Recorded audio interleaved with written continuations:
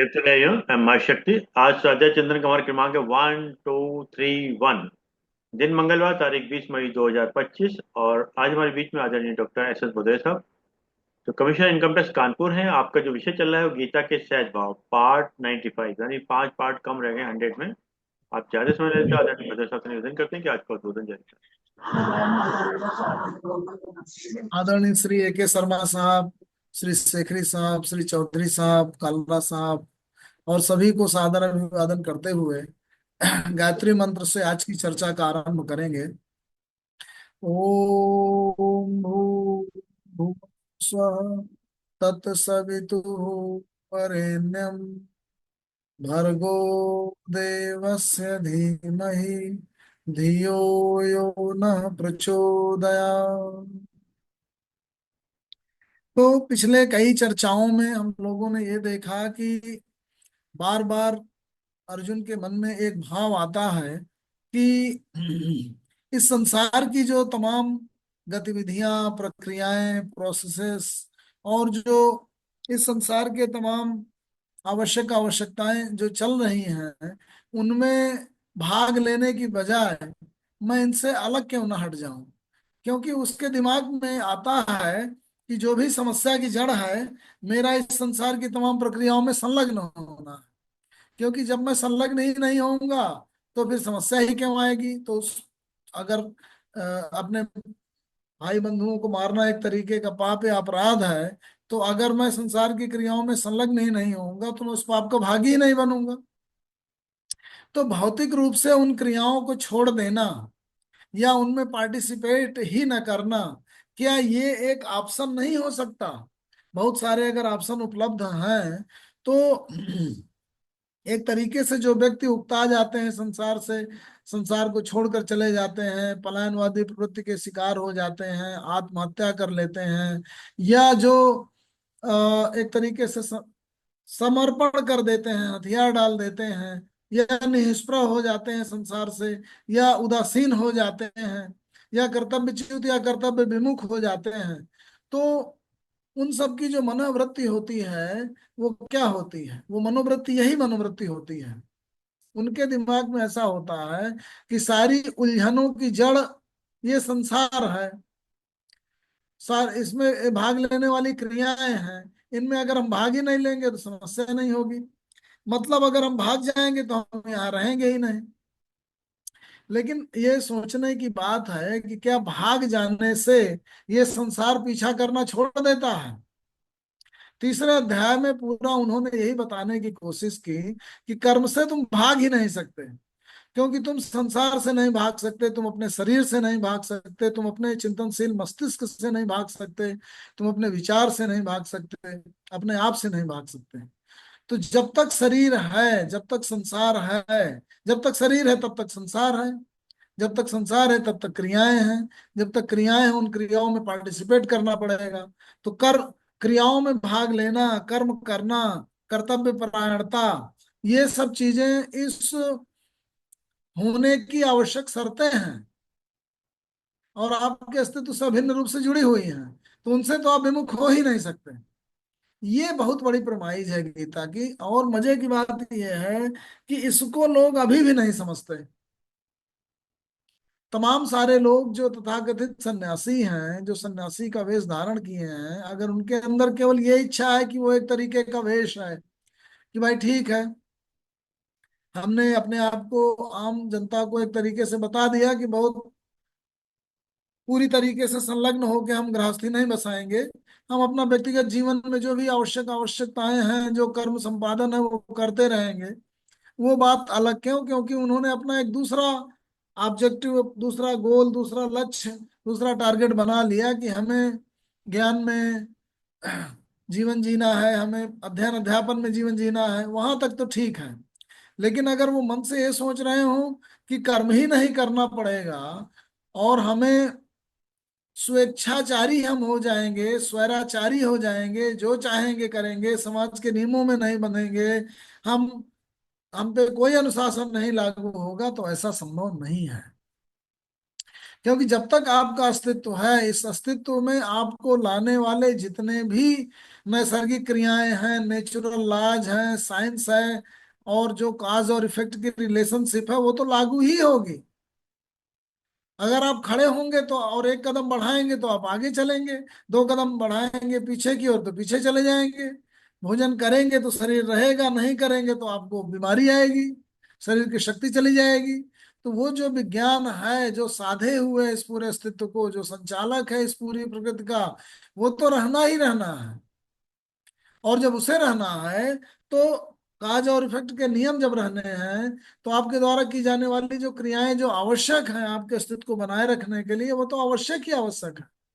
तो तीसरे अध्याय में उन समस्त क्रियाओं के बारे में उन्होंने बता दिया। चौथे अध्याय में श्री कृष्ण ने बता दिया कि भाई मानसिक रूप से इन सब क्रियाओं से, क्रियाओं में आपका शरीर संलग्न रहे, विवेक आपका मार्गदर्शक रहे, और इसीलिए उसको ज्ञान योग कहा गया। कि कर्म में संलग्न तो होना है, लेकिन मानसिक रूप से आपकी स्थिति ज्ञान में रहे, निष्प्रभता मानसिक रूप से रहे। संन्यास मानसिक है, संन्यास भौतिक रूप से नहीं है। क्रियाओं के फल से संन्यास है, क्रियाओं में संलग्नता तो कर्तव्य परायणता है।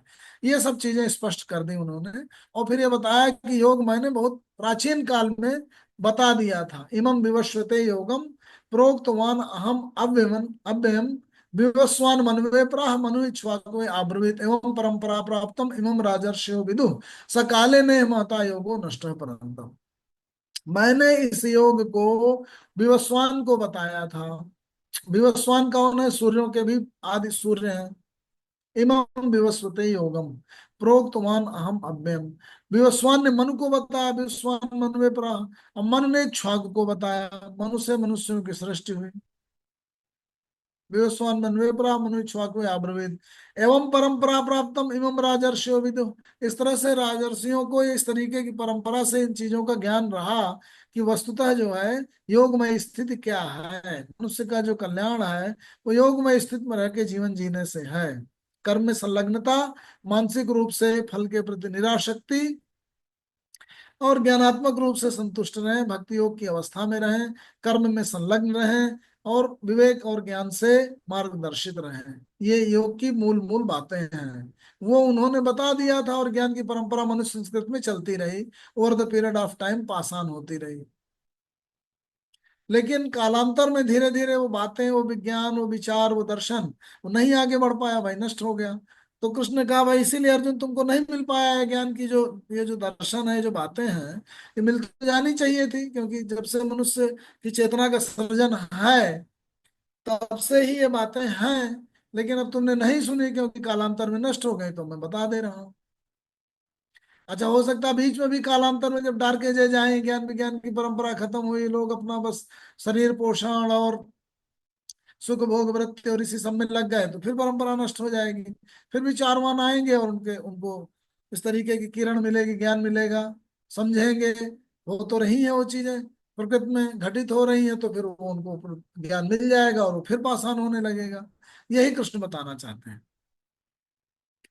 तो जब प्रथम अध्याय का निराशा से युक्त जो उनका भाव है, उसको उन्होंने द्वितीय अध्याय में आत्मा की निरंतरता और उसके हमेशा रहने वाली प्रवृत्ति के बारे में सब कुछ निदर्शन कर दिया, और बाद में बताया कि बुद्धि योग के द्वारा तुम अपने कर्मों को नियंत्रित करो, निष्काम कर्मयोगों का संपादन करो। ये बता के फिर उन्होंने कर्मयोग की पूरी चर्चा तीसरे अध्याय में बता दी कि भाई कर्मों में संलग्नता आवश्यक है, अस्तित्व के साथ जुड़ी हुई शर्त है।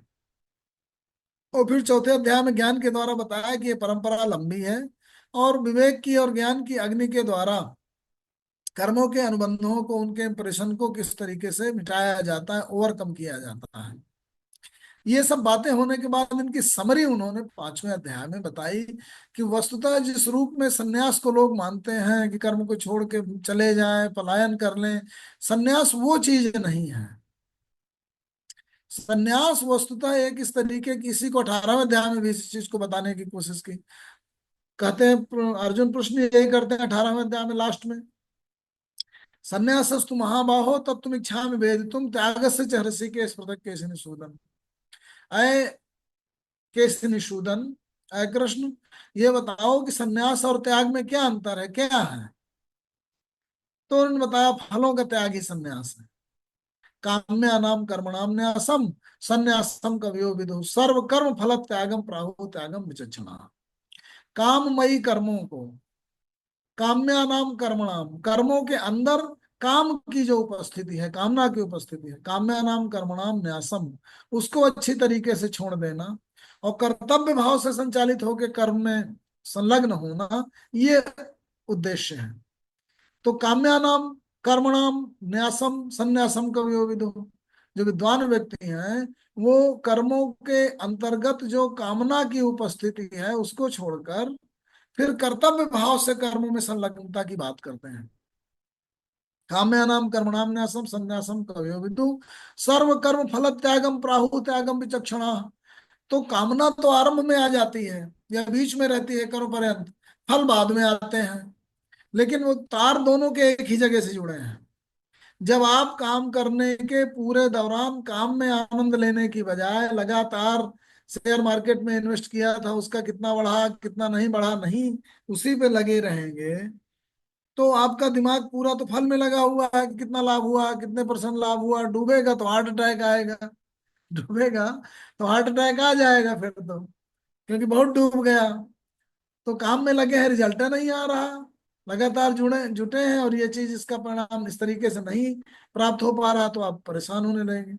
और अगर उसकी प्रेरणा कर्तव्य निष्ठता में है कि नहीं ये तो आपको करना ही करना है, कोई ऑप्शन ही नहीं है, ये तो आपका उत्तरदायित्व तो है, ये आपकी आपके कर्तव्य हैं, उस भाव से जब आप संलग्न होंगे तो भाई परिणाम कई बार ऊंच नीच आ सकते हैं, कई बार सफलता ना आए, तो उससे आप बिना प्रभावित हुए बड़े स्थायी रूप से और बड़ी बड़ी गहनता के साथ, कहने का मतलब ये है कि कामना के द्वारा थोड़े समय की, जैसे एकदम से जो बरसात हो जाती है और पानी बह जाता है तो क्या फायदा हुआ, और वही पानी धीरे धीरे आए पूरे टाइम बना रहा अच्छे से रुके और उसी से खेत सींचे जाए, वही रोक लिया जाए, पोखरे भर जाए, जलाशय भर जाए, तो वही काम आएगा। तो वो जो पैशन है, जो कामना है, वो इतना तेजी से आती है आपके हृदय जगत को, इतना तेजी से विद्वेलित करती है, आपको हिलाती डुलाती है, परेशान करती है, कभी राग उत्पन्न करती है, कभी द्वेष उत्पन्न करती है।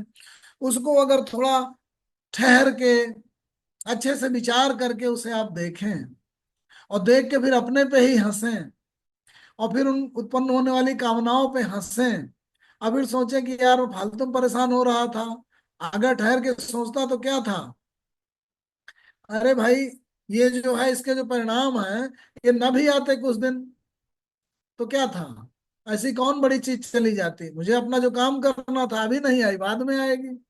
तो आप देखेंगे कि जो स्थायी व्यक्तित्व है, जो वर्षों तक जुटा रहता है, कर्तव्यनिष्ठ रहता है, उसकी जो जहां से डिराइव करता है वो स्ट्रेंथ, वो सोर्स, वो ज्यादा स्थायी आधार होगा और वो कर्तव्यनिष्ठता होगी, उस कर्म में वास्तविक संलग्नता होगी, कर्म के आनंद से वो आनंदित हो रहा होगा, न कि फल के आनंद से आनंदित हो रहा होगा।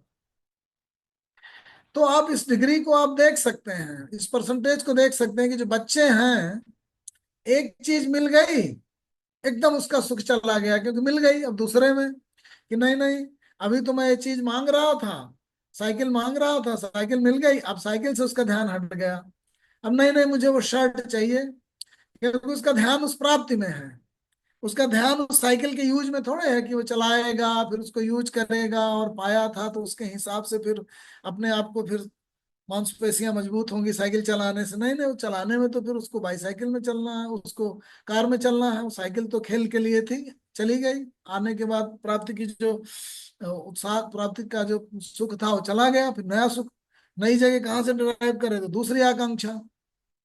तो बच्चों में जो देखेंगे तो वो पाते ही उसका उत्साह खत्म हो जाता है।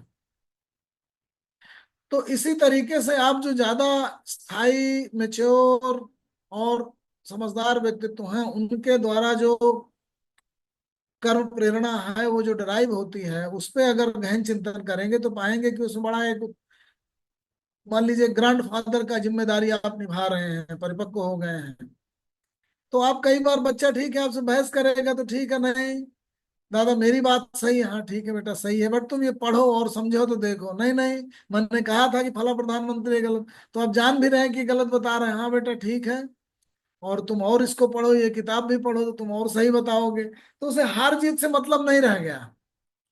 उसके मन में एक भाव आ गया कि ये बच्चा सीखने लगे। क्योंकि आपको अपने अपनी प्राप्तियों पे, उन पे थोड़ा आपका फोकस है। आपका फोकस है कि उसका सुधार हो जाए। तो आप पढ़ाने, अंदर अंतःकरण से उसको ठीक करने के लिए आप संलग्न हैं। इसी तरीके से जो मदर है, वो मदर देखती है कि बच्चा जो है वो पढ़ाई नहीं कर रहा, तो उसको तरह तरह से उसमें एक, उसके अंदर एक भाव जागृत करने की कोशिश करती है कि ये स्थायी रूप से उसमें पढ़ने की प्रवृत्ति जागृत हो जाए, वही स्थायी होगा। अदरवाइज तो एक बार के लिए, मतलब कितनी बार स्पून फीडिंग करेंगे। उसको अगर ये बता दिया जाए कि भोजन से ही शक्ति आती है, और उसके मन में बैठ जाए, तो फिर खुद खाने लगेगा। तो ये इस पे ज्यादा भाव ध्यान रहता है। जो परिपक्व पेरेंट्स होते हैं, पेरेंट जो पेरेंटिंग करते हैं अच्छी तरीके से। इसी तरीके से वो टीचर जो विद्यार्थी के अंदर ज्ञान की पिपासा जागृत कर दे, वो ज्यादा सही है, बजाय कि एक एक किताब के एक एक पेज और इंफॉर्मेशन को बताए, ताकि बच्चा खुद पढ़ने लगे। तो कृष्ण जो है वो कहीं ना कहीं एक ऐसा स्थायी भाव जागृत करने की कोशिश कर रहे हैं अर्जुन के अंदर, जो अपने अपने स्वजनों के मरने मारने से उत्पन्न होने वाले दुख और सुख की बजाय एक ज्यादा स्थायी मूल्य निर्धारण की प्रवृत्ति उत्पन्न कर दे कि भाई मनुष्य का जो अस्तित्व है वो कहीं ना कहीं इस कर्म से जुड़ा हुआ है, और उस कर्म से जुड़ाव के साथ साथ उस कर्म से वो अलग नहीं हो सकता। और जब कर्म करेगा तो उसे समाज में न्याय की स्थापना करनी पड़ेगी, क्योंकि वही दीर्घकालीन स्थायित्व प्रदान कर सकता है समाज को। अगर न्याय की स्थापना ना रही, थोड़े समय के लिए अगर आपने जो है कि नहीं मैं जो चाहता हूं, मेरा अहम तुष्ट हो रहा है, इसलिए व्यवस्था इस को अपने हिसाब से दुर्योधन की तरह घुमाने की कोशिश करे, तो वो फिर चल नहीं सकती है व्यवस्था। तो कृष्ण ये बात उसके मन में बैठाना चाहते हैं। तो इतनी व्यवहारिकता है पूरी गीता के अंदर कि उसको आप अगर ठीक से विचार करके देखें, तो आप पाएंगे कि आप खुद ही ये कहने लगेंगे। शुरू शुरू में तो लोग हंसते हैं, कहते हैं कि नहीं, अगर फल नहीं मिलेगा तो हमारा टोटल कर्म करना बेकार है। नहीं, फल और कर्म भर की रिलेशनशिप नहीं है जो दिखती है पृष्ठ पर। कर्म की रिलेशनशिप आपके अस्तित्व से है। कर्म की निःसृत, कर्म का ओरिजिन आपके अस्तित्व से है। विचार करिए आप, एक चीज का फल पा जाना, एक आध फल पा जाना, दो चार दस दिन के लिए कोई चीज आपके काम के द्वारा निकल रही है, नहीं निकल रही, तो कर्म और उससे प्राप्त होने वाले जो रिजल्ट हैं वो सतह पर दिख रहे हैं। और सतह पर तो आपको दिख रहा है कि अगर वो कर्म नहीं करेंगे तो वो रिजल्ट नहीं आएगा। लेकिन ये एक पत्तियां हैं कर्म की पूरी श्रृंखला की। अगर आप जड़ में जाएंगे तो आप पाएंगे कि हजारों हजार क्रियाएं शरीर में संपादित हो रही हैं ऐसे ही। खून अपने आप, रक्त संचार हो रहा है, अपने आप सांस ले रहे हैं, अपने आप आपकी इंद्रियां किसी न किसी कर्म को करने के लिए बनी हुई हैं। इसके बाद इस समाज में अब आपको इस पूरे अस्तित्व का पालन पोषण करना है, तो भोजन तो करना पड़ेगा। भोजन करना पड़ेगा तो भोजन का संग्रह कहाँ से करेंगे? कहीं से लाएंगे तो आप चलेंगे, उठेंगे, कर्म होगा। तो कर्म अभिन्न रूप से आपके अस्तित्व से जुड़ा हुआ है। और फिर उन कर्मों को कैसे आप सिस्टमेटाइज करें, कैसे उन कर्मों को आप पावन करें, कैसे उन कर्मों को आप निर्मल करें, आपकी समाज की व्यवस्था से किस रूप में जुड़ जाएं जिससे पूरा समाज भी अच्छी तरीके से संचालित हो रहे, आप अपने आप को भी अच्छी तरीके से संचालित करें। तो न्याय की अवधारणा आई, न्यायपूर्ण कर्म। समाज की अवधारणा आई, कलेक्टिव रिस्पॉन्सिबिलिटी आई, ताकि आप अपने बड़े मनुष्यता के शत्रुओं से लड़ सकें। आप बच्चों का, बूढ़ों का, गरीबों का और विकलांगों का, महिलाओं का पालन कर सकें। कार्य विशेषीकरण आया कि महिलाएं बच्चों का ध्यान दें, परिवार, खाना पीना और घर के अंदर की चीजों का ध्यान दें, क्योंकि शारीरिक रूप से कम सबल हैं, आत्मिक और प्रेम रूप से ज्यादा हैं समृद्ध।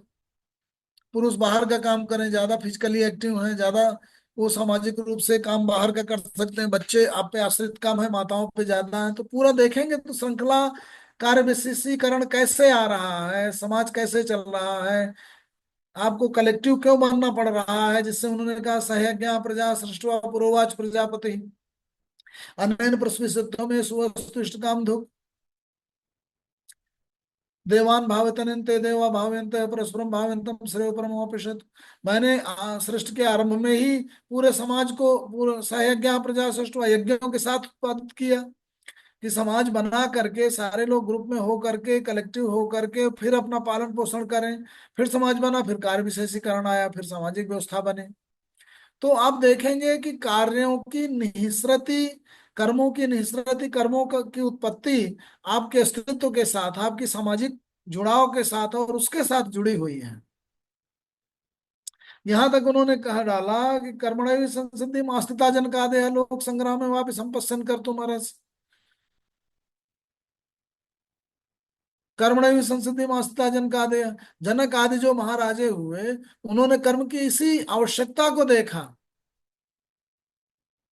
और इसीलिए जो लोक संग्रह है, जो लोग जुड़ करके समाज का रूप धारण किए हैं, वो वो ठहर ही इसीलिए पाता है, वो टिक ही इसीलिए पाता है कि उसमें कर्म उसके मूल में है, यज्ञ कर्म उसके मूल में है।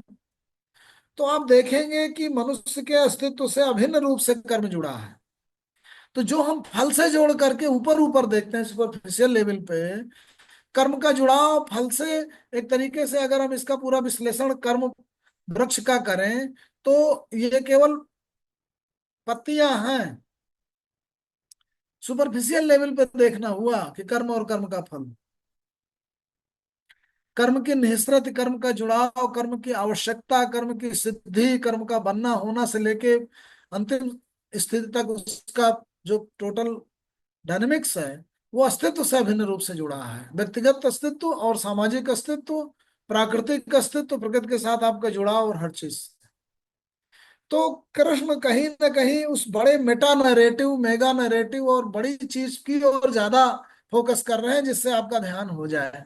अब देखिए, एक तो मेटा नैरेटिव ये हुआ कर्म का। दूसरा मेटा नैरेटिव ये हुआ कि मनुष्य की उम्र कितनी है, 100 साल। आप कितने बड़े दायरे में काम करते हैं। उस समय वो हस्तिनापुर के, और चलिए उतने दायरे में काम कर रहे थे। आज हम दिल्ली में हैं, गाजियाबाद में हैं, जितने बड़े हमारे नॉन लोग हैं उनके दायरे में काम करते हैं। अब आप कर्मों की गति को देखिए कि कहाँ से बनते चले आ रहे हैं। भारत पाकिस्तान युद्ध को लीजिए, शायद उतना बड़ा युद्ध रहा होगा वो। आतंकवादी कोई आज से तो पैदा नहीं कर दिया उन्होंने, वो उसकी एक पूरी स्ट्रेटजी बन चुकी है। उसने एक अपनी फिलॉसफी डेवलप की हुई है कि कश्मीर जो है वो पाकिस्तान में होना चाहिए, हमको लेना ही है। इन्होंने बांग्लादेश बना दिया, अब हम इनको तोड़ेंगे। अब फिर उसके बाद उसके पूरे अड्डे बनाए। तो ऐसा नहीं है कि केवल मोदी ने निर्णय ले लिया या मोदी के समय ही आतंकवाद आ गया, ये बहुत पहले से चल रहा है। उस समय के जो, तो मतलब कहने का जो इस समय की युद्ध की भूमिका बनी, उसमें केवल इसी दिन के या 15 दिन के या 15 महीने के या 15 साल के, जब से मोदी गवर्नमेंट आई है तब से भारत पाकिस्तान नहीं है। ये जो युद्ध की प्रवृत्तियां हैं, अगर आप रामधारी सिंह दिनकर का कुरुक्षेत्र पढ़ेंगे तो आप पाएंगे कि ये कोई ऐसा नहीं था कि इसकी भूमिका जो है वो उसी समय कौरव पांडवों की या अर्जुन और 5 पांडव वर्सेस दुर्योधन से बन गई। ये प्रवृत्तियां तो बहुत पहले से, जब से धृतराष्ट्र को दिया गया वहां का सिंहासन और फिर उनको हटाया गया, और फिर उनके बाद जो है इनको दूसरा राज्य दे दिया गया, तो दूसरी जगह जब गए 5 पांडव, फिर वहां पे उन्होंने अपना हस्तिनापुर विकसित किया।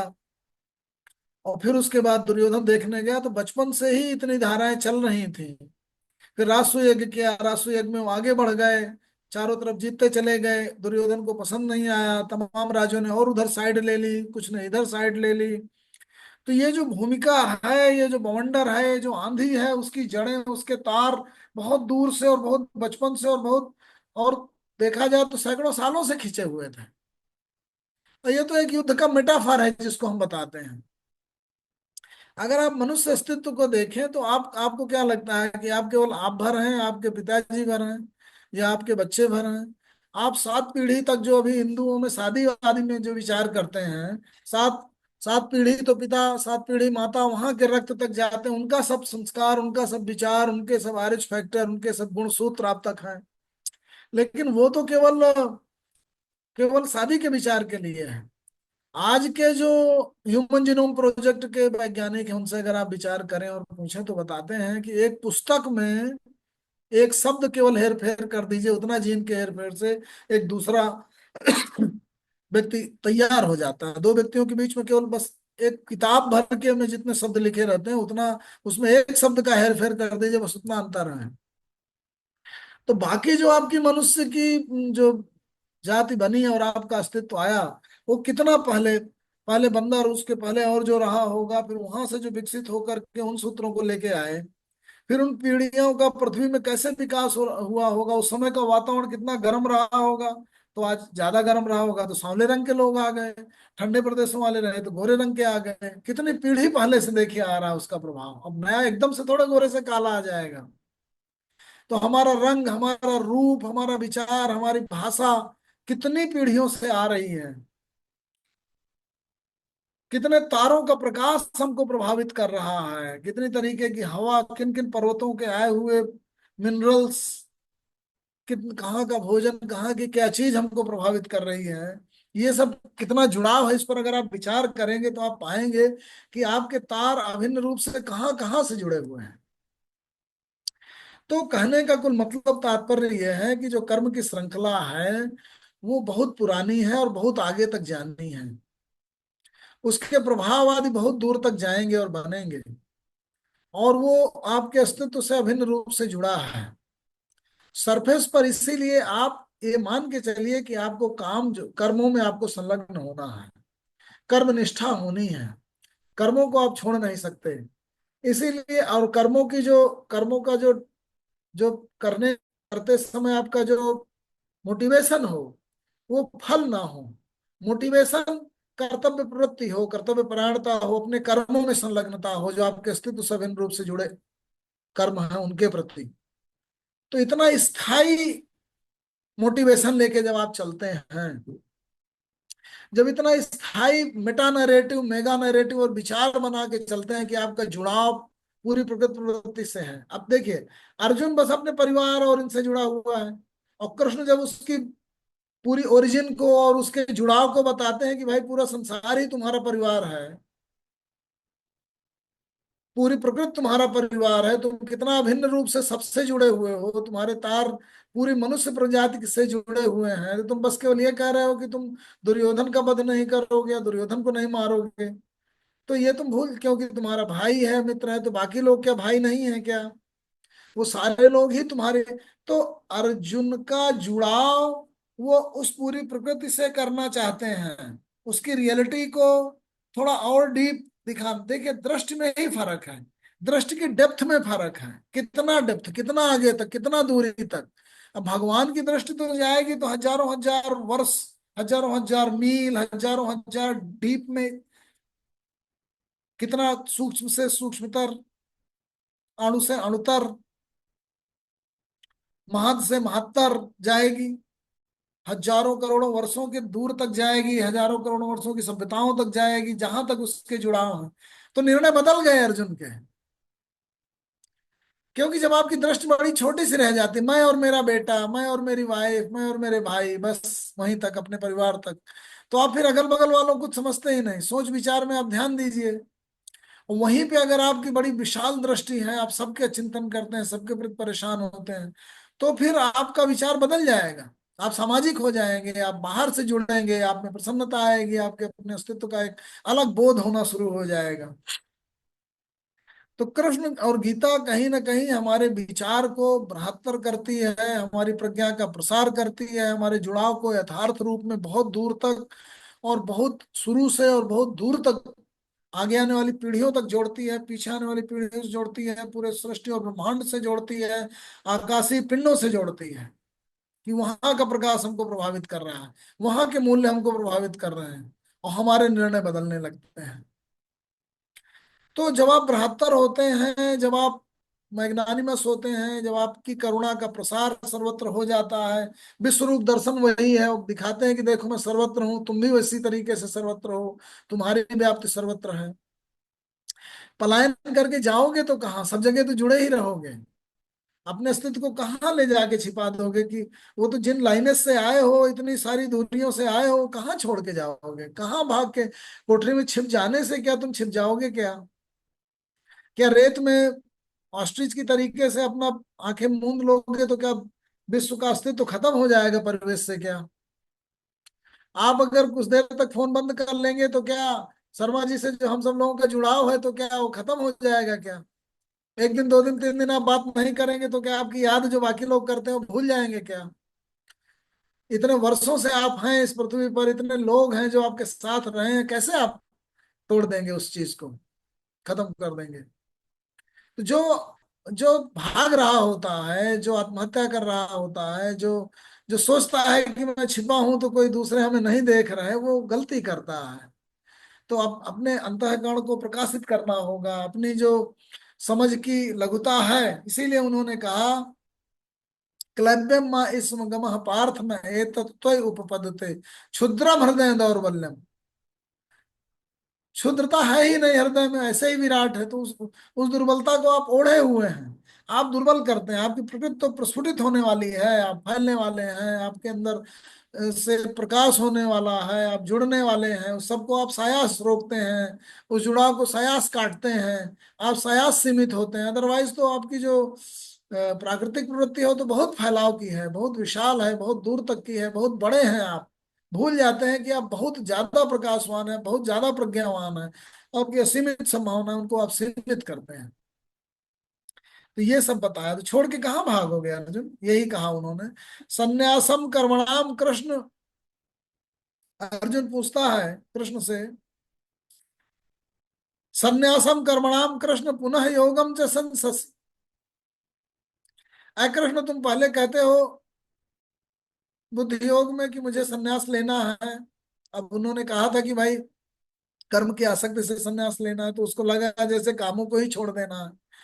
और फिर कहा तुम कहते हो कि योग करो अर्थात कामों से जुड़ो, अर्थात कर्मयोग में संलग्न हो। संन्यासम कर्मणाम कृष्ण पुनः योगम च संसस, उसकी प्रशंसा करते हो कृष्ण। यत श्रेय एतयोः एकम, इनमें से जो एक श्रेष्ठ हो, तत्मे ब्रूहि सुनिश्चितम, कि या तो मैं काम को छोड़ूंगा या मैं काम से जुड़ूंगा, दो में से एक है करूंगा, तो एक ठो बताओ। तो अर्जुन तो बस काम से जुड़ूं या छोड़ूं इतने देख पा रहा है, जुड़ने छोड़ने की बातें नहीं है। वो तो जुड़े हैं, छोड़ कहाँ सकते हो, काम तो जुड़ा ही है। बट उसे दिख क्या रही है? सरफेस दिख रही है, संबंधों की सरफेस दिख रही है उसे, कि ये मेरे भाई हैं और बंधु और बांधव। संबंधों की गहराई और गहरे में कितना सारे वृक्षों के तार अंदर ही अंदर जुड़े हुए हैं। अर्जुन कैसे जुड़ा हुआ है सबसे वो नहीं दिख रहा, उसे केवल तुरंत के भाई बंधु अभी के दिख रहे हैं, जो रक्त संबंधी दिख रहे हैं उसके। उसे कर्म से अभिन्न रूप से जो अपने अस्तित्व का जुड़ाव है वो नहीं दिख रहा। एक कर्म का करना या ना करना उसे दिख रहा है, बहुत सरफेस पे है, बहुत ऊपर ऊपर सोच रहा है और देख रहा है, बहुत गहरे से नहीं जुड़ा है अर्जुन अपने पूरे अस्तित्व से, अपने पूरे परिवेश से, अपनी पूरी प्रकृति से, अपने पूरे सभ्यता से, अपने पूरे समाज से, अपने कर्मों से, अपनी प्रवृत्ति से। जब आप जुड़ेंगे उस गहराई को, उस जुड़ाव को जब आप भी देख पाएंगे, तो आप ब्रह्म हो गए। क्योंकि ब्रह्म क्या है? वही पूर्णता तो है। आपकी दृष्टि की पूर्णता ही आपको पूर्ण बना देगी। ब्रह्म उस दृष्टि से पूर्ण है, इसीलिए 13वें अध्याय में क्या कहा था? उस पूर्णता को देखो। हम या तो कहते हैं या तो सगुण होगा या निर्गुण होगा। हम भूल जाते हैं कि समस्त गुणत्वता ही उससे निःसृत है, समस्त निर्गुणत्वता भी उसी से निःसृत है, इतनी पूर्णता है उसमें।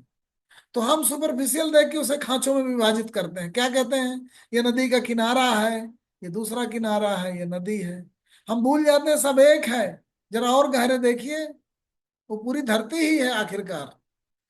तो हमारी दृष्टि जो है वो बहुत सुपरफिशियल है, वो खांचों में विभाजित होती है, वो बाइनरी है जिसको आजकल कहा जाता है, या तो जीरो में जाती है, वन में जाती है, या तो मेरे साथ हो या मेरे शत्रु हो। वो भूल जाती है कि कितने विविध विविध प्रकार हो सकते हैं हमारे अस्तित्व के, हमारे जुड़ाव के, उनको भूल जाती है। तो वो इस काम से जुड़ने या काम के absent होने या प्रेजेंट होने के बाइनरी चीज में ही सोच पा रहा है। उसको कहता है तो प्रकाश है अंधकार है। ये प्रकाश और अंधकार कुछ नहीं है, ये तरंगे हैं। उन तरंगों का बहुत लिमिटेड स्पेक्ट्रम है। उसमें इंफ्रारेड, अल्ट्रावायलेट और कितनी तरंगे हैं, और उसमें ध्वनि भी एक तरंग है, और मनुष्य का अस्तित्व भी एक तरंग है। वो कितनी बृहदता है उसको भूल जाता है। तो जिस समय उसमें ये विशदता आएगी, वो देख लेगा कि ये सन्यास और कर्म, ये ये जो ऊपरी दिख रहा है ये कुछ नहीं है, सब कर्म का उपजना ही हमारे अस्तित्व से है। कर्म तो उपजेगा। अब उस कर्म से आप जुड़िए जो न्यायपूर्ण हो, उस कर्म से जुड़िए जो पूरे अस्तित्व और सृष्टि का कल्याण करने वाला हो। वो आनंद डिराइव करिए जो आपके कर्म के जुड़ाव से उत्पन्न होने वाला हो, फल से उत्पन्न होने वाले में नहीं, जो सुपरफिशियल है। तो जब आप देख लेंगे कि आपके अंदर वकालत में आपको आनंद आने लगा है, तो आप वकालत करते वक्त उस बहस से आनंदित होते हैं, ना कि उस रिजल्ट से। क्लाइंट का आपने केस लिया, उस क्लाइंट को बचाना है, एक भाव आया और उस क्लाइंट के लिए आप जुड़े हुए हैं, उस पितृत्वता से आप खुश होते हैं। ना कि आपकी बात वो बेटे ने एक बार मान लिया, नहीं मानी, उस बाइनरी प्रपोजिशन के प्रति आपकी दृष्टि जाती है। बल्कि बच्चे का सुधार हो जाए, भले ही मेरी बात चले या ना चले, ये भाव जब भर जाए आपके अंतःकरण में, आप और आपका कर्म एक है, ये भाव आ जाए, इतना गहरा जुड़ाव है ये आ जाए, आप और आपकी सृष्टि एक है, आप और आपका परिवेश एक है, इतना गहरा भाव आ जाए, कर्म के अंदर ही से निःसृत कर्म और कर्म का आनंद एक है, कर्म का करना ही आनंद का स्रोत बन जाए, इतनी गहरी अगर निष्ठा और जुड़ाव आ जाए, तो सोच लीजिए कि आपका कल्याण हो गया, आप कर्म योगी हो गए वहीं से। और कुछ सोचने की, विचार करने की जरूरत ही नहीं है। और जब आपको हर काम करने में आपको लगे कि मैं ये ऑफिस में मैं ये चीज क्यों रख रहा हूँ, तो मैं ये ना रखूं, मैं इस आदमी से बात क्यों करूं, मैं इस आदमी से बात क्यों ना करूं, आप जब इतना सुपरफिशियल सोचने लगते हैं, उसने आज उससे ये क्यों कह दिया, उसने मेरी चुगली क्यों कर दी, तो आप देखिए कि जो इस मनः स्थिति से ड्राइव होके चल रहे हैं, रही हैं स्त्रियां, कि भाई उसने उससे कह दिया, मेरी सास से मेरी बुराई कर दी, सास ने फिर उसको डांट दिया, अब डांट दिया तो नाराज हो गई, फिर जहर खाने चली गई, फिर लड़ पड़ी, फिर ससुराल छोड़ के चली गई। तो क्यों वो भूल जाती है कि उस संबंध की गहराई क्या है। आज डाइवोर्स लिया, कल जुड़ गए, फिर आज जुड़े, कल डाइवोर्स ले लिया, अलग अलग रहने लगे। अब वहीं पे जो अगर ऐसा मूल्य जन्मा दिया जाए कि भाई आप तो हमेशा हमेशा से युगों युगों से साथ ही रहते हैं, पति पत्नी हैं, एक दूसरे के हैं, तो आप सोच ही नहीं सकते कि आप कैसे अलग होंगे। आज लड़े थे, ठीक है, अच्छा मैं ही हार मान लेता हूँ। जब आप हारने के लिए भी तैयार हो जाते हैं, क्यों? क्योंकि हार और जीत की सुपरफिशियलिटी से परे उस रिलेशन के घनत्व को और उसके युग युगांतर से चले आ रहे मूल को आप पहचान जाते हैं कि वही है। तो कहाँ का डाइवोर्स, और कहाँ की चुगली, और कहाँ की चकारी, और कहाँ की झगड़ा। चलो ठीक है, तुम ही कह दो सही है, चलो मान लिया आज आप ही सही है, चलो आज आज रूठ जाओ, मैं मना लेता हूँ भाई। मतलब कहने का कि जो छोटी छोटी घटनाएं हो, उसी में एक छोटे से ईगो में लेके बैठ गया तो टूट गया। तो कहने का मतलब यह है कि वो जो गहनता है, जो गहराई है, जो गरिमा है, जो ग्रेविटी है, जो दृष्टि है, जो इतने अनंत अनंत तक आप जुड़े हैं, इतना गहरा संबंध, इतना गहरा घनत्व की छोटी छोटी चीजें, एक बार का मना करना, दो बार का मना करना, तीसरे दिन टहलने नहीं आया, फिर भी 5 दिन नहीं मिला, 5 साल नहीं मिला, तो भी आपके अंतःकरण में अगर उसके प्रति वो उष्मा और वो प्यार और वो बसा हुआ है, तो कहाँ से टूटेगा संबंध। मतलब ही नहीं उस संबंध के टूटने। और ये सब आज का मिलना जुलना, बात करना, फोन करना करना, ये सब तो कितनी सुपरफिशियल चीजें हैं। उन गहराइयों पर गीता बात करती है, उन गहराइयों की ओर ले जाना चाहती है हमारे संबंधों को, हमारे पूरे अस्तित्व को, हमारे पूरे व्यक्तित्व को। वहां से कृष्ण बोल रहे हैं।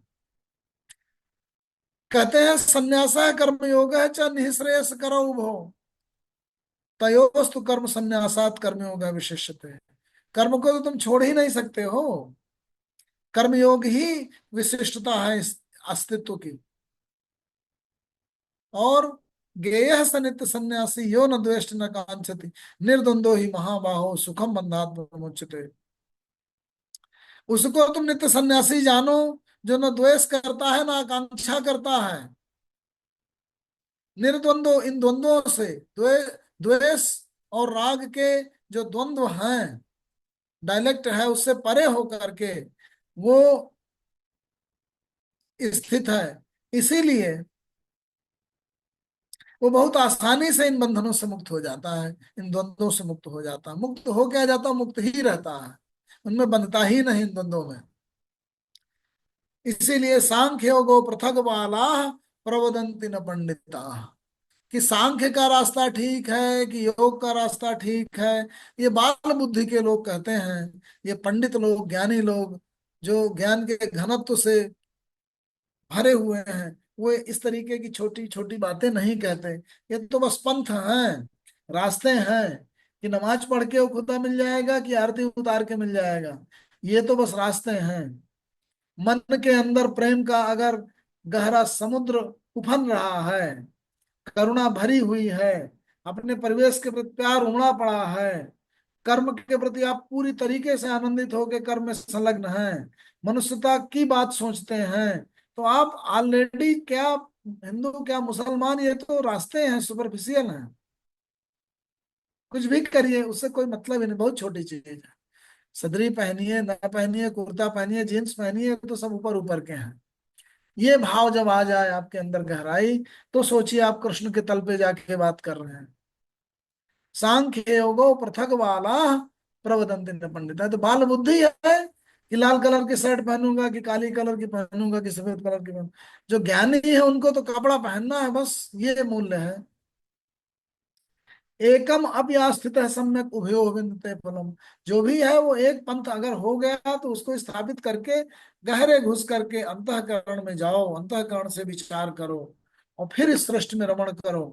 कुछ भी करोगे वो करना और ना करना, और समाज के द्वारा किए उच्च काम है, ये नीच काम है, ये बड़ा अच्छा काम है, ये बुरा काम है, ये सब जो कार्यों की ही कैटेगराइजेशन किया है, ये सब समाज का सुपरफिशियल कैटेगराइजेशन है। जो तुमको सूट करता हो, तुम्हारे व्यक्तित्व से ज्यादा मेल खाता हो, तुम्हारे साइको टाइप से, उस काम में जुट करके और काम और तुम एक हो जाओ, उस कर्म से एक में एक हो जाओ, सृष्टि के कल्याण का भाव रख करके और फिर भी चल पड़ो, तो सिद्धि को प्राप्त कर जाओगे। एकम सांख्यम च योगम च यह पश्चात सुपश्चित, ये हुई ना बड़ी बात। सांख्य और एक योग एक ही है, जो ये देखता है वो देखता है। हिंदू मुस्लिम सिख ईसाई एक ही है जो देखता है। मनुष्य का कल्याण करना है, सृष्टि का कल्याण करना है, मनुष्यता बची रहनी चाहिए, प्रेम बचा रहना चाहिए, मूल्य बचे रहने चाहिए, जीवन बचा रहना चाहिए, लोगों का कल्याण होना चाहिए, जीवन के पक्ष में खड़े होना चाहिए, आशा के पक्ष में खड़े होना चाहिए, उम्मीद के पक्ष में खड़े होना चाहिए। उस भाव से रह के जब आप जीवन जीतते हैं, तो फिर आप परम के साथ जुड़ करके जीवन जीते हैं।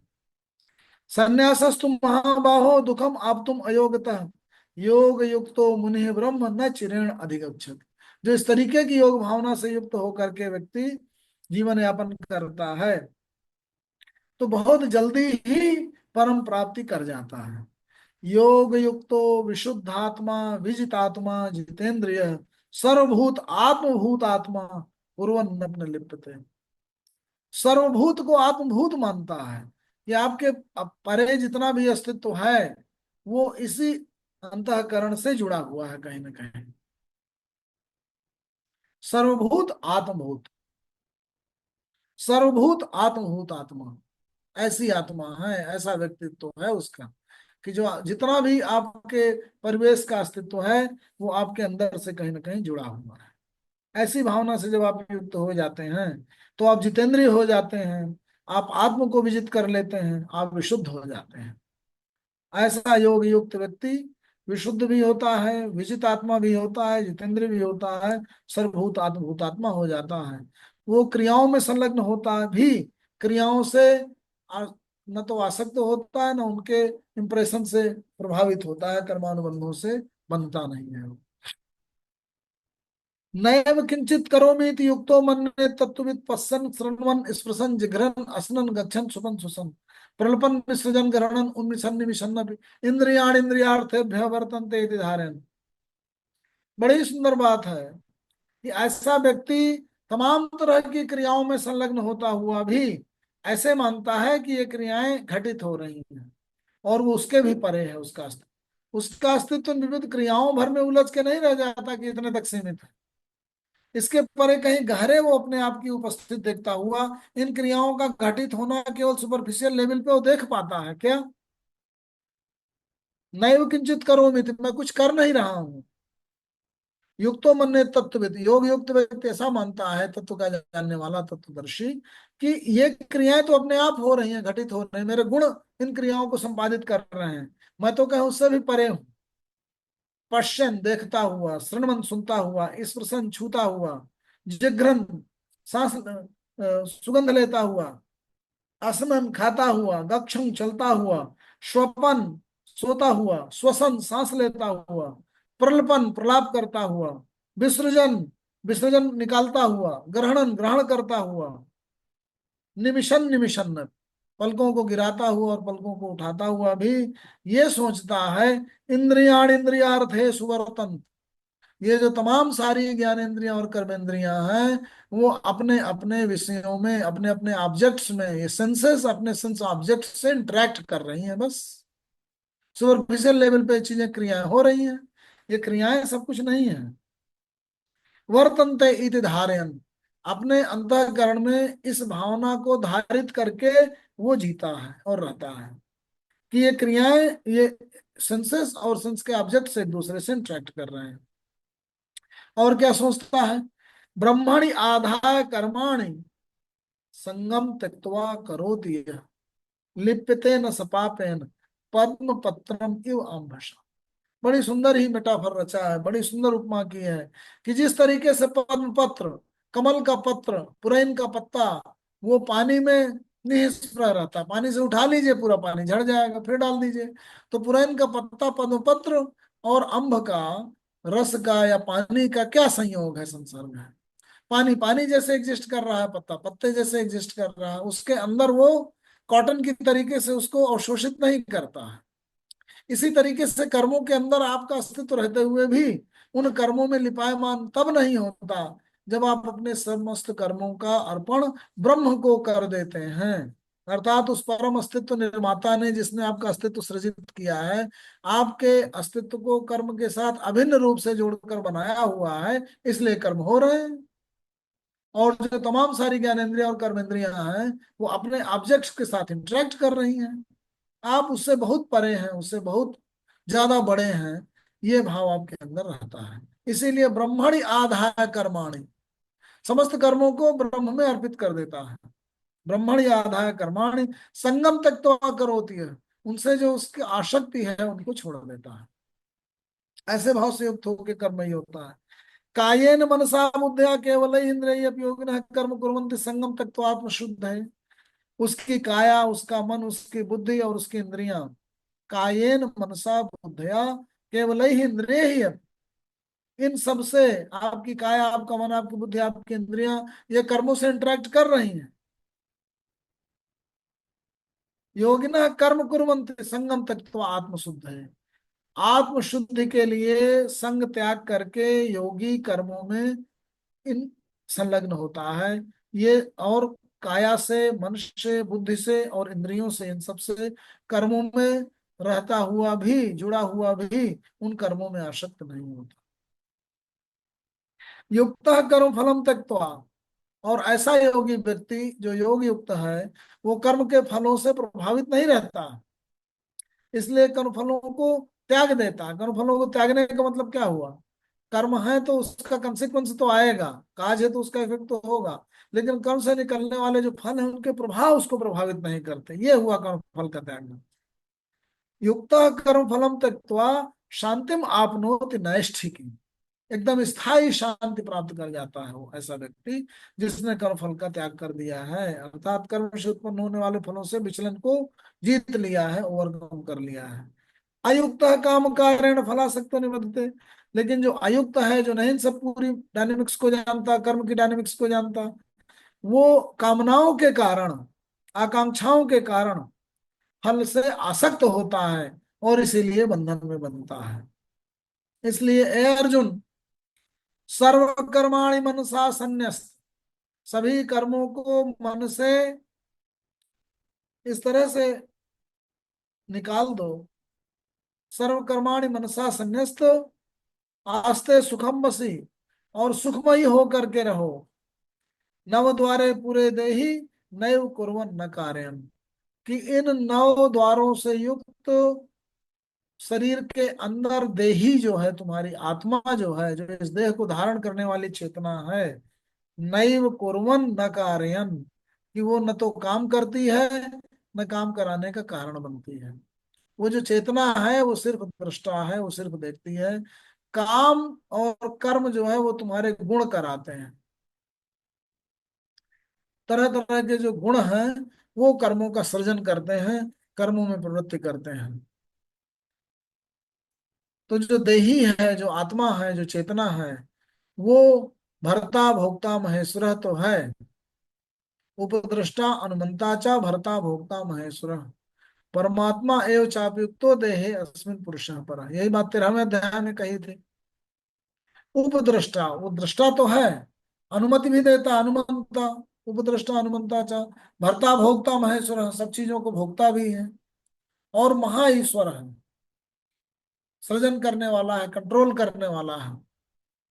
परमात्मा एव चापयुक्तो देहे अस्मिन पुरुष पर, वो इस देह के अंदर बैठा हुआ परम पुरुष की तरीके से इसको संचालित करता है। तो वही उसी को इन्होंने दूसरे रूप में कहा, न सर्व कर्माणि मनसा संन्यस्त आस्ते सुखम वसी, नौ द्वारे पुरे देहि, नैव कुर्वन् न कार्यम्। तो पूरी गीता की फिलॉसफी ये है कि आप अपने अस्तित्व की पूर्णता, उसके जुड़ाव को पूरी तरीके से समझें। कर्मों का सृजन आपके अस्तित्व के साथ जुड़ा हुआ है। वो कर्म आपके गुण और आपका अस्तित्व करा रहे हैं। आपकी जो चेतना है वो निर्दोष है, निष्कलुष है, वो अंतःकरण में बैठी हुई है। वही कर्मों को केवल देखती है और साक्षी है। कर्मों का सृजन और कर्मों आदि का जो करना है वो गुणों की वजह से संपादन होता है, और इसकी वजह से कर्मों की सृजना होती है। कर्मों के जो फल हैं वो आपको प्रभावित ना करें, कर्मों की जो कामनाएं उत्पन्न होती हैं वो आपको प्रभावित ना करें। आप एक विशुद्ध चेतना की तरीके से दृष्टा बन के और अपने कर्तव्यों में परायण होकर के, कर्तव्यनिष्ठ होकर के कर्म में संलग्न हो, और वो काम जो हो रहे हैं, क्रियाएं जो हो रही हैं, वो उससे आप अप्रभावित रहें। ये पूरी केमिस्ट्री जो है कर्मयोग के माध्यम से उन्होंने एक्सप्लेन करने की कोशिश की है। तो गीता का जो टोटल उद्देश्य है वो ये उद्देश्य है कि व्यक्ति जो है वो अपनी पूर्णता को समझे, कर्मों की अनिवार्यता को समझे, कर्मों का जो सृजन है वो गुणों के द्वारा, इसको समझे, उससे अपने अंतःकरण की चेतना के अलगाव को और उसके अलग अस्तित्व को समझे, उसकी निष्कलुषता को समझे, उसकी निष्पापता को समझे, और उस चेतना के द्वारा ही मूल्यों का निर्धारण करते हुए उसके आलोक में विवेकमयी होकर के जीवन जिए। तो इस तरह से उन्होंने व्यवहारिक रूप से चीजों को बता करके और फिर परम सत्य का उद्घाटन करके अर्जुन के सामने रखा। और हम पाते हैं आज की डेट में भी हम अपने छोटे से जीवन में भी, छोटे छोटे कामों में भी तमाम बार उलझते हैं, दुखी होते हैं, आंसू बहाते हैं, अंतःकरण से रोते हैं, पर भूल जाते हैं कि वो सब बाहर ही बाहर हो रही चीज है। अंतःकरण में और झांकेंगे और अपने बड़े जुड़ाव को समझेंगे तो ये तमाम तरह के छोटे छोटे दुख, छोटी छोटी बातें, तमाम तरह की हमारी क्षुद्रताएं, ये अपने आप मिट जाएंगी और हम परम के साथ एक में एक हो जाएंगे।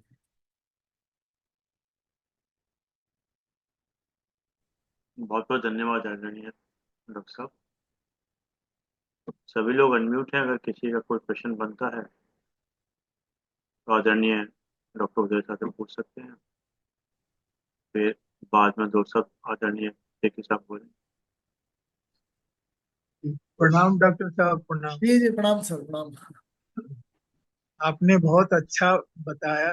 कर्म, संन्यास, फल से तो आसक्ति नहीं होनी चाहिए, वो तो हम लोग कह ही रहे हैं, लेकिन कर्म में भी नहीं फंसना है, मतलब कर्म से भी अटैचमेंट नहीं होना है।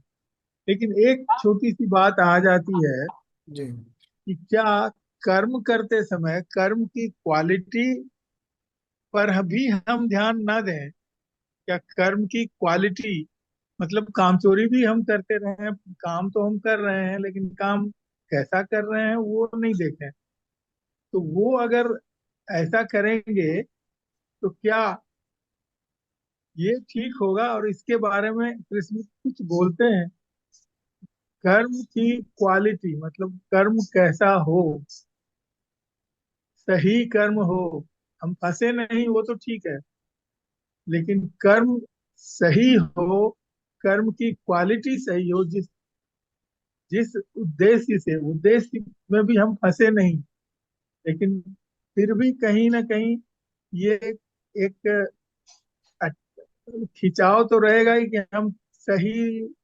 उद्देश्य तक पहुंचे, सही जो असल में उस काम का जो भी फल है उसको तो पूरा करना ही चाहिए। ये तो एक रहेगी, इच्छा रहेगी, अंतर उसमें रहेगा ही। उसके बिना ना कोई काम होगा और ना कुछ जी वो होगा। चाहे युद्ध भी हो, चाहे काम भी हो, चाहे फैक्ट्री का काम हो, चाहे ऑफिस का काम हो, जब तक फल या क्वालिटी का नहीं ध्यान रखा जाएगा तो काम तो बेकार हो गया। इसके बारे में वस्तु, जी जी, इसके बारे वस्तु, में एक जी एक डॉक्टर साहब, हुआ क्या अभी हमको अचानक ये याद आ गई। आज से करीब 20 साल पहले की बात है। एक जी जापानीज आए थे लेक्चर देने के लिए। वो हम लोगों को बड़ा चिढ़ा रहे थे, भाई आप लोग क्वालिटी आप लोगों को है ही नहीं, क्वालिटी की देवता ही नहीं है कोई। सब चीज के देवता तो रखते हैं, आप क्वालिटी के देवता नहीं रखते हैं। तो काम कैसा हो उसकी क्वालिटी आप देखते ही नहीं है। ऐसा ऐसा कुछ बोले थे, तो वही बात दिमाग में बैठ गया। जी। देखिए, अगर हम उल्टा चलें तो ये देखें कि काम बिगड़ता क्यों है। आपके अंदर जितनी टोटल क्षमता है, अगर उससे संलग्न होके आप अगर काम करेंगे तो वो तो 100% हो गया आउटपुट। और अगर आपके अंदर क्षमता विकसित करने की आवश्यकता है तो आपको रोकती क्या चीजें हैं।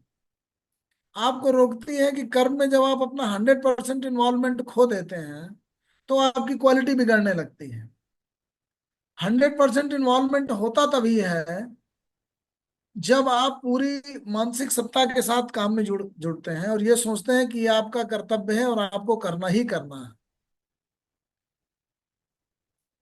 जहां उसमें कंप्रोमाइज होता है, उसका कारण अगर हम ढूंढने चलें तो सबसे बड़ा कारण तो वही है कि जब आप फल नहीं मिला तो आप धीरे धीरे उस कर्म से ही बचने लगे, क्योंकि आपकी दृष्टि फल में थी।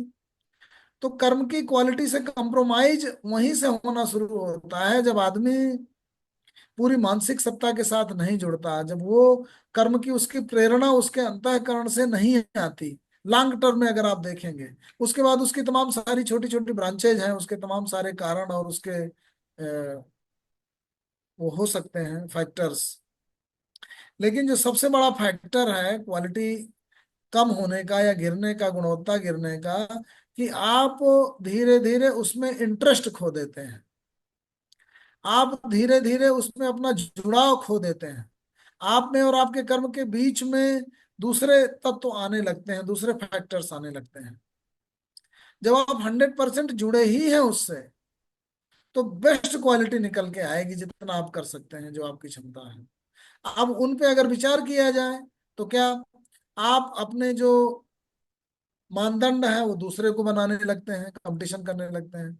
दूसरा आदमी ऐसे कर रहा है, दूसरा आदमी, पहली चीज तो कहते हैं उससे कंपटीशन करते हैं कि दूसरा आदमी ये काम कर रहा है तो मैं भी वही काम करूंगा। अरे जरूरी नहीं है कि उसका साइको टाइप या उसकी जो विशिष्ट क्षमता है वो उस काम से में ज्यादा अच्छा कर रही है तो आप भी उसी तरीके से, आपकी आपका बनाव जुड़ाव और आपकी मानसिक सत्ता उसमें ज्यादा अच्छी तरीके से रिजोनेट कर पाएगी उस काम में। तो आपकी जो प्रतिस्पर्धा है वहां भी दूसरा व्यक्ति आपके दृष्टि में बैठ जाता है और उससे कंपटीशन करते हैं, जबकि आपको अपने को देखना चाहिए। काम का आने वाला रिजल्ट अगर फल ठीक ठीक आ गया, अच्छा लाभ होने लगा, अच्छी तरीके से हो गया, तो आप उस काम को अपनाएंगे, नहीं फिर उससे विरक्ति होने लगेगी, छोड़ने लगेंगे, तो आपका जुड़ाव कम होने लगेगा।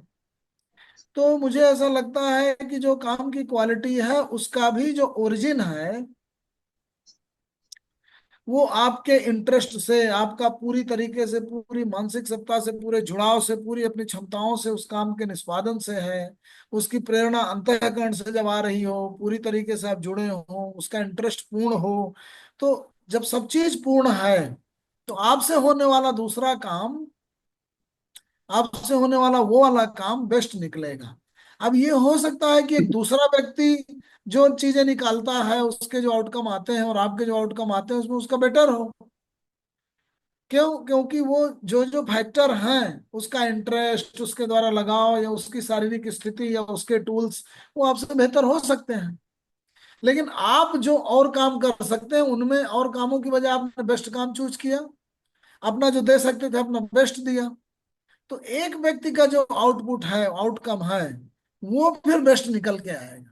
भले ही दो व्यक्तियों में कंपैरिजन में दूसरे का अच्छा या बुरा हो जाए, और उनमें तो कंपैरिजन हो नहीं सकती, लेकिन उस व्यक्ति का जो प्रोडक्ट आएगा, कहने का मतलब ये है कि अगर सूरजमुखी का फूल खुला है तो बेस्ट सूरजमुखी का फूल होगा, जितना वो उस मिट्टी में, उस परिवेश में, उस जगह से खिला सकता था वो पौधा। और जो बेस्ट गुलाब का फूल खिलाएगा दूसरे खेत में, वो बेस्ट खिल करके आएगा। अब वो गुलाब अच्छा है कि सूरजमुखी अच्छा, वो बात हो सकती है।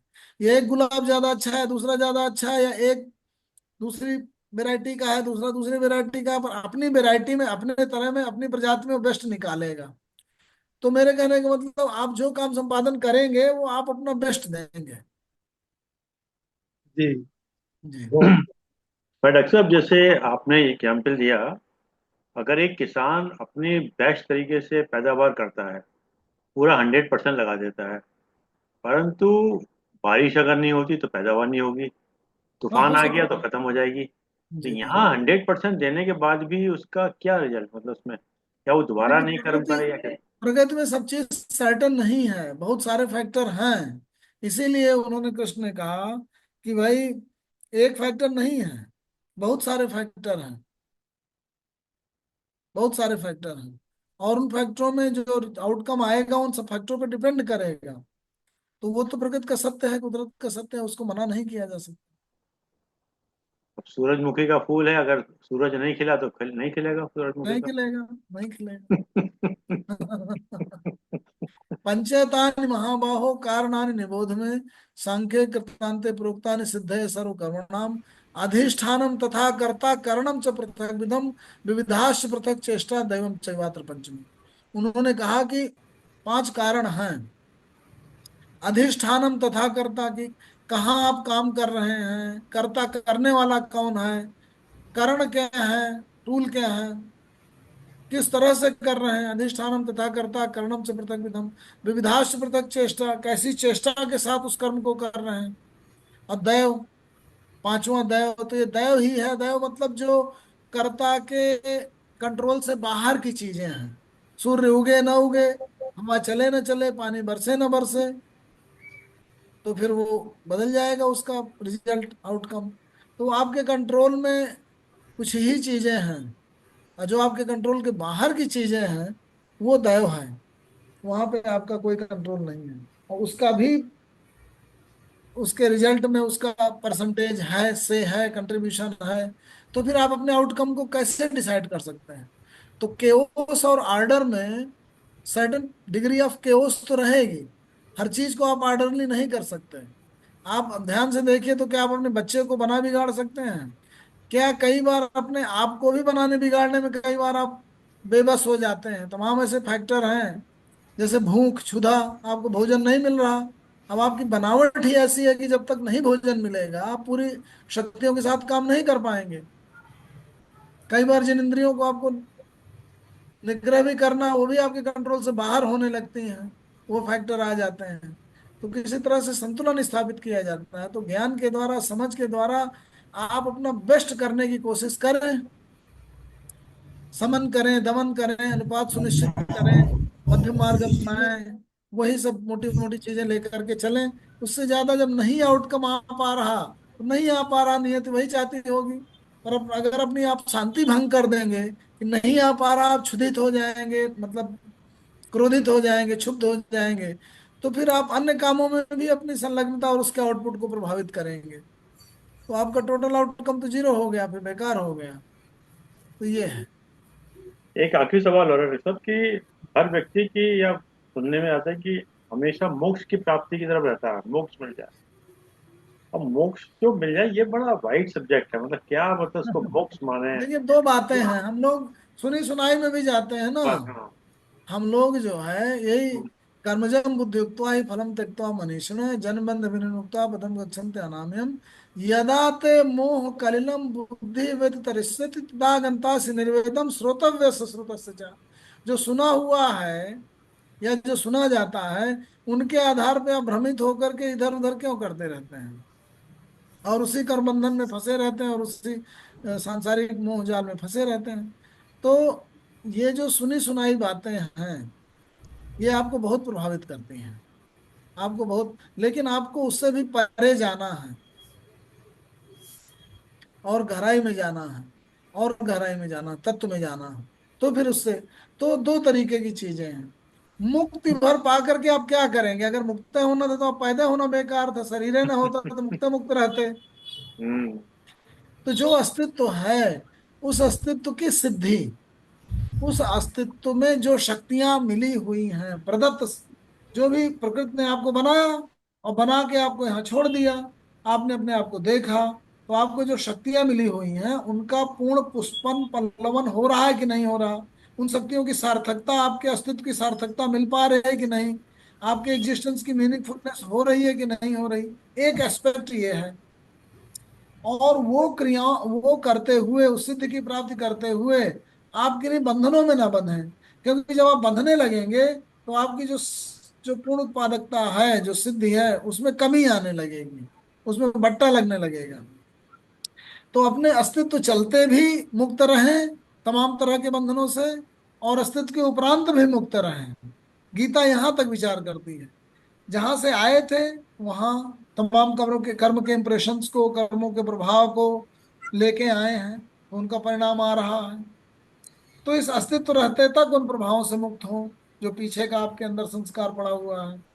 फिर इस अस्तित्व के रहते तक अपने अस्तित्व की पूर्ण सार्थकता भी प्राप्त कर सकें, और उस सार्थकता की प्राप्ति करते वक्त नए बंधनों का सृजन न करें, ताकि अस्तित्व रहते मुक्त रहें और फिर परिनिर्वाण के बाद भी मुक्त हो जाएं। ये है कहने का मतलब। तो जब मुक्ति बहुत मुक्ति मोक्ष मोक्ष की बात हम करते हैं तो बड़ा अधूरा होता है, मजा, मतलब हाँ, बड़ा अधूरा होता है। वो सुनी सुनाई बात पे तत्व या। यह है कि मुक्ति और सिद्धि दोनों साथ चलते हैं। सिद्ध अस्तित्व की, जो आपका अस्तित्व है, उसमें तमाम इंप्रेशन, तमाम पीछे का जो बैगेज है कैरी कर रहे हैं, उसके धीरे धीरे निःसृत करने, उससे काट लें उनको, उनसे मुक्त हो सके, अपने होने की पूरी सार्थकता और सिद्धि भी कर पाए, और फिर नए कर्मानुबंध न सृजित करें, ताकि आने वाले समय में भी, भविष्य में भी मुक्त रह सके और पूर्ण मुक्त रह सके। इस भाव को अगर आप पूरे को ध्यान में रखेंगे तो अब अगले, अब समय नहीं रह गया, नहीं तो विचार करता कि यहीं पे गीता 18वें अध्याय के अगर आप जो है हम्म, 45वें से शुरू करिए, तो ये दोनों मुक्ति और सिद्धि कैसे सुंदर तरीके से गूंथते हुए लाए हैं कृष्ण। बड़ा आनंद आएगा सुनते हुए। 18वें अध्याय के 46वें 45वें में देखिए, स्वे स्वे कर्मणि अभिरतः संसिद्धिम लभते नरः। अपने अपने कर्म में जब आप युक्त होते हैं, जो आपका साइको टाइप है, उससे अपने कर्म का आपने निर्धारण किया और उस कर्म में युक्त हो गए, और जब युक्त हो गए तो उसके परिणाम आने लगेंगे, तो बड़ा आनंद आएगा और आपके अस्तित्व की सार्थकता आएगी। स्वे स्वे कर्मणि अभिरतः संसिद्धिम लभते नरः स्वकर्म निरतः सिद्धिम यथा विन्दत तक्षो।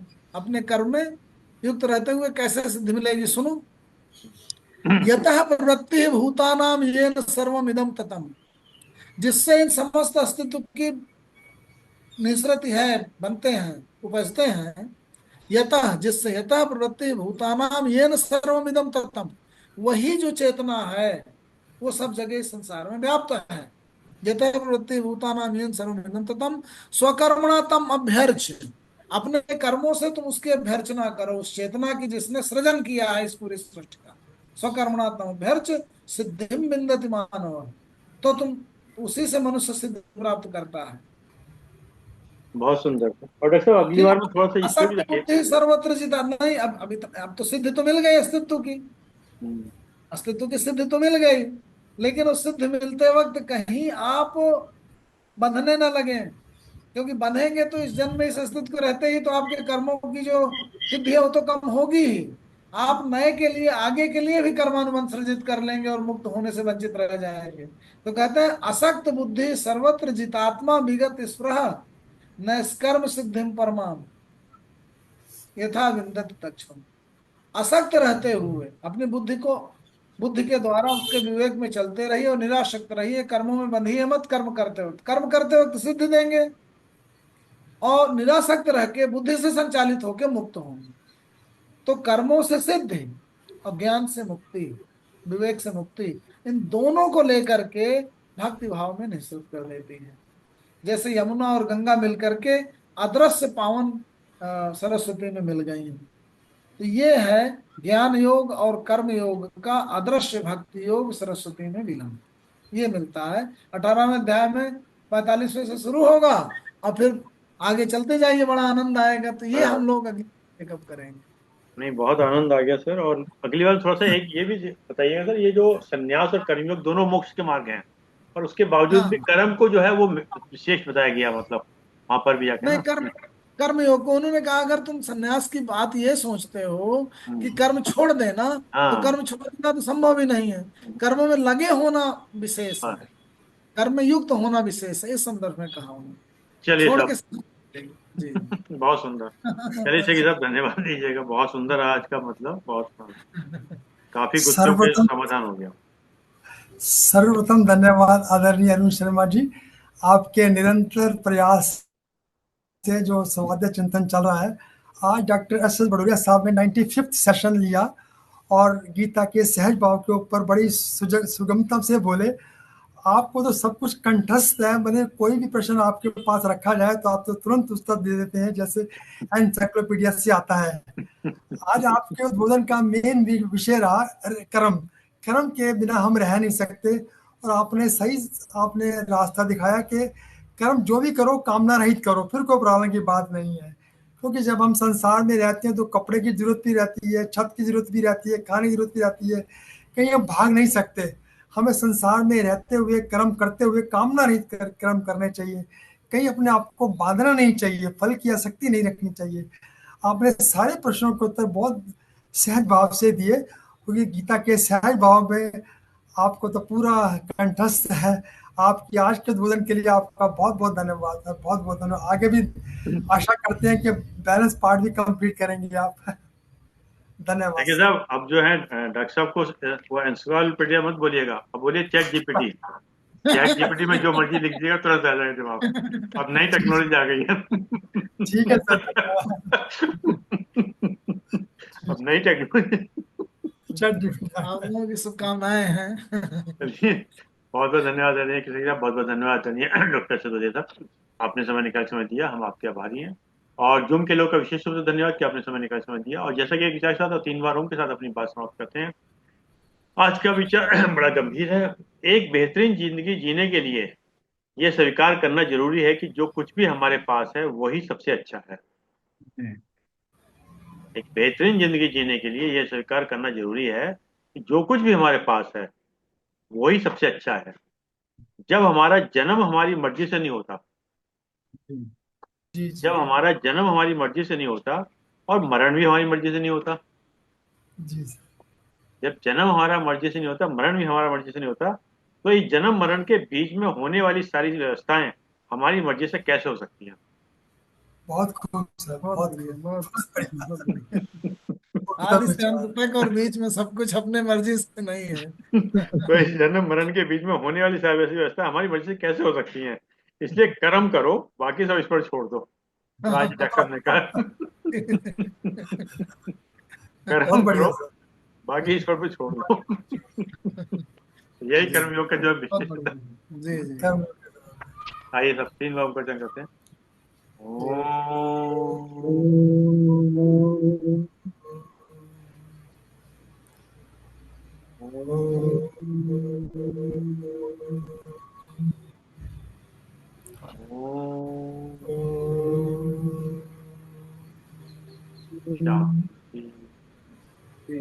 शांति सभी शांति को शांति। सभी प्रणाम। सभी को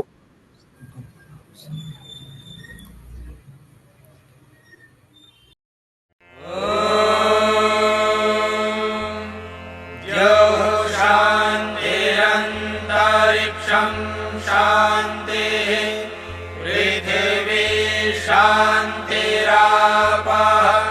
शान्तिरोषधयः